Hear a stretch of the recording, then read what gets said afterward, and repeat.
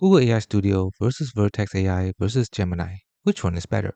Google has been pushing AI hard, but with so many options, Google AI Studio, Vertex AI, and Gemini, which one should you actually use? Let's break it down. So first up, Google AI. Think of it as an entry point for developers.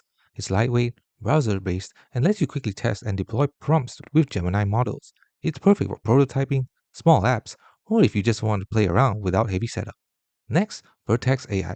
This is Google Cloud's enterprise-grade AI platform. It's built for scale. Think training custom models, automating pipelines, and integrating AI into production systems. If you're a business or developer needing robust ML tools, Vertex AI is your go-to, but it does come with a steeper learning curve and higher costs. Finally, Gemini. This isn't a platform, it's the actual family of the AI models from Google. So Gemini powers both AI Studio and Vertex AI. So whether you're testing prompts in Studio or deploying large-scale apps in Vertex, you're using Gemini under the hood. So here's the quick breakdown. AI Studio for fast and easy testing, Vertex AI for enterprise tools and scaling, and Gemini for the brains behind both. If you're just experimenting, go with AI Studio. If you're building production apps, choose Vertex AI. And remember, Gemini is the common thread powering them all.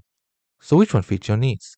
Let us know in the comments. If you find this review helpful, don't forget to like and subscribe for more honest comparisons, and see you in the next video.